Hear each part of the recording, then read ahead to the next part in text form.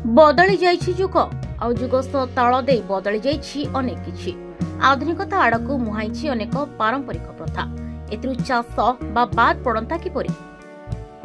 हल लंगल बदली एबे ट्रैक्टर पावर टिलर रे परिणत होइछि।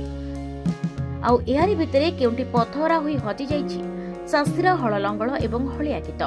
ओडिशार चाषीଙ୍କ परंपरार एक अंश ए हलिया गीत।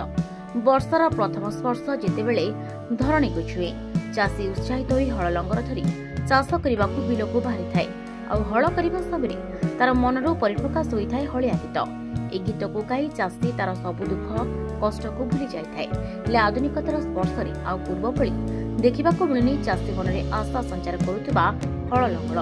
चलित वर्ष मौसुमी आगमन सहित आरंभ हो जाइछि चाष कार्य। चाषी पाखरे हल बलद नथिबारु यंत्र चालित लंगल उपरे निर्भर करुछन्ति चाषी।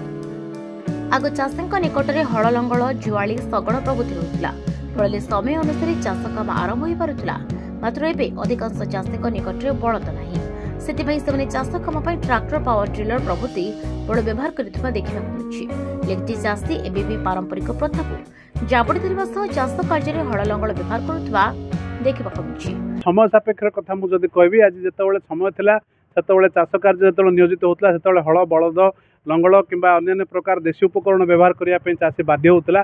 जेहेतु यांत्रिक जुग नथिला बर्तमान यांत्रिक जुग आसलानी जंत्रर बहुल परिमाण व्यवहार होची। नुआ नुआ जंत्रपाति आसलानी तार समय सापेक्ष कथा जदि कहबाक जिबा ताहाले जंत्र द्वारा व्यवहारित चाषरे सेमाने बहुत समय पाउचंती।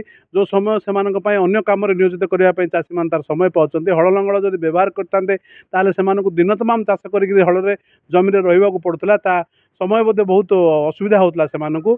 समय सापेक्ष कथा कहबी एवं हल लंगल जो बलद रखुले लोक नियोजित होगा पड़ूला।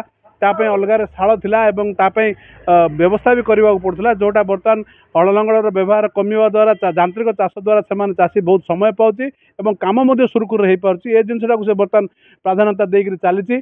जेहेतु आपण मैंने भल भाव जानते चाषी चाषर विमुख होगा जाऊँगी चाष कार्य दूरे जाऊँगी। जेहेतु चाष कार्यटा कष्ट बोलिक किंतु यांत्रिक जंत्रांशर व्यवहार पर चाषी टी आस्ते आस्ते तार मुह फेरई नौ चाष कम करने सुविधा हो पारे बोली। तेणु से जंत्रांश व्यवहार द्वारा चाषी एवं चाष को टी आपणेबार चेष्टा चलती जो द्वारा चाषी तार उपकार पाइपर बोली मुझे आशा कर। ट्रेडिशनल चाष होता चाषी भाई सब हल लंगल चलाऊे किंतु आजिकल जो प्रकार रेट है आउ से हल लंगल कले काम डेरी होता से हल लंगल किए मेंटेन करना सबू जंत्रपाति व्यवहार करी काम चलुँच।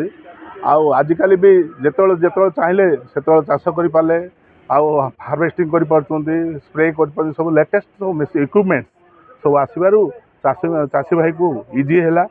चाष काम भी तुरंत काम करने सुविधा है। गजपति रिपोर्ट हिरांचल।